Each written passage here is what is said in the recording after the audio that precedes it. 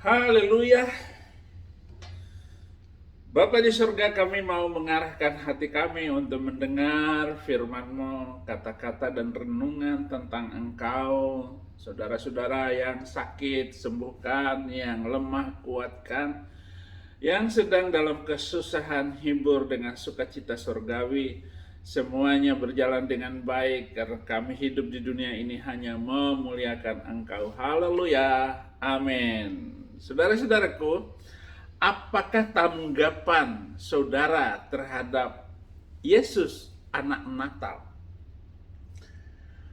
Ayat yang menggambarkan di mana Yesus Kristus Sang Mesias dilahirkan, orang selalu menilai seseorang berdasarkan kampung halamannya, warna kulitnya, atau latar belakang kehidupannya. Pada waktu Tuhan Yesus melayani, orang-orang Yahudi hanya menilai Tuhan Yesus sebatas orang Nazaret, anak Yusuf dan Maria. Dan pada Yohanes 6 ayat 42 kata mereka, bukankah ia ini Yesus anak Yusuf yang ibu bapaknya kita kenal? Bagaimana ia dapat berkata, aku telah turun dari surga? Apakah saudara juga menilai Yesus sebagai anak yang lahir di Bethlehem?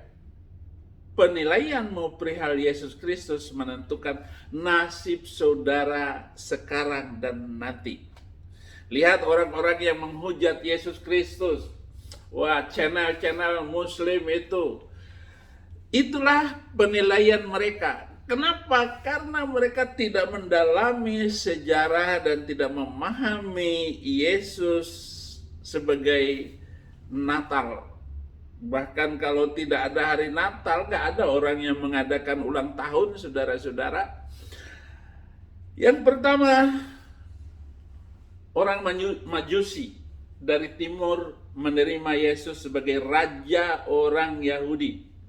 Matius 2 ayat 22, ia bertanya-tanya di manakah dia raja orang Yahudi yang baru dilahirkan itu? Kami telah melihat bintangnya di timur dan kami datang untuk menyembah dia. Ini tanggapan orang yang jauh, yang mengenal nubuat kedatangan sang raja damai itu. Nah, ini dia yang hebat. Mereka mencuri dia. Mereka mencari dia. Matius 2 ayat 1, sesudah Yesus dilahirkan di Bethlehem di tanah Yudea, pada zaman Raja Herodes, datanglah orang-orang Majus dari timur ke Yerusalem. Dan akhirnya orang-orang Majus ini pulang dengan jalan yang lain, tidak kembali kepada Herodes untuk bertanya tentang raja yang lahir itu. Herodes marah, anak-anak yang di bawah 2 tahun dihabisin. Ini nih. Tetapi rencana Tuhan yang jadi. Walaupun kamu menghabisi orang-orang yang baru lahir, Tuhan tetap menyelamatkan. Mereka menyembah dia. Di ayat keduanya bertanya-tanya di manakah dia raja orang Yahudi yang baru dilahirkan itu. Kami telah melihat bintangnya di timur, kami datang untuk menyembah dia. Nah, ini mau menyembah dia. Mereka mempersembahkan persembahan. Matius 2 ayat 11. Maka masuklah mereka ke dalam rumah itu dan melihat anak itu bersama Maria ibunya, lalu sujud menyembah dia. Mereka pun membuka tempat harta bendanya dan mempersembahkan persembahan kepadanya, yaitu emas, kemenyan, mur. Ini yang paling mahal dalam kehidupan dulu, bahkan sampai sekarang ini orang perlu. Yang kedua, Herodes menganggap Tuhan Yesus sebagai perampas kuasa dan saingan dan mengganggu. Maka Matius 2 ayat 16 sampai 18, Demikian ketika Herodes tahu bahwa ia telah diperdayakan oleh orang-orang Majus itu, ia sangat marah, lalu ia menyuruh membunuh semua anak di Bethlehem dan sekitarnya, yaitu anak-anak yang berumur 2 tahun ke bawah, sesuai dengan waktu yang dapat diketahui dari orang-orang Majus itu.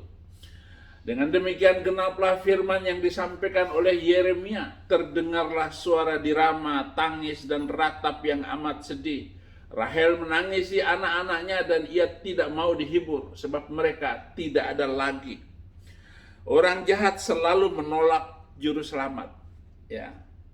Orang jahat selalu menolak juru selamat.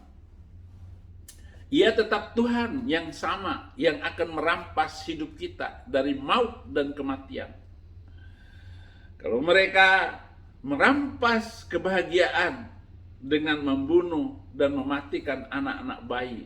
Roma 6 ayat 23. Sebab upah dosa ialah maut, tetapi karunia Allah ialah hidup yang kekal dalam Kristus Yesus Tuhan kita. Jadi karunia itu hidup bersama Yesus Kristus. Kalau Anda tidak tahu, jangan ngomong sok pintar. Nah itu kan, udah saya bilang. Poin yang ketiga, Nikodemus menganggap Tuhan Yesus sebagai guru yang datang dari Allah. Dan memang Yesus adalah guru dari Tuhan yang mengajar lebih dari guru-guru yang mahir. Ya, guru-guru yang mahir. Pendeta-pendeta yang mahir.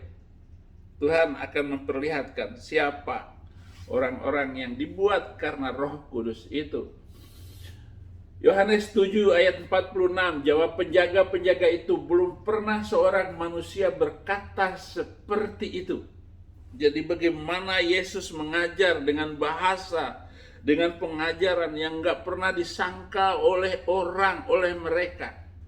Bayangkan dalam usia baru 30 tahun, ya hanya 3 tahun setelah itu, mukjizat terjadi yang luar biasa. Orang buta melihat, orang tuli mendengar, orang bisu berbicara, orang mati bangkit hidup kembali.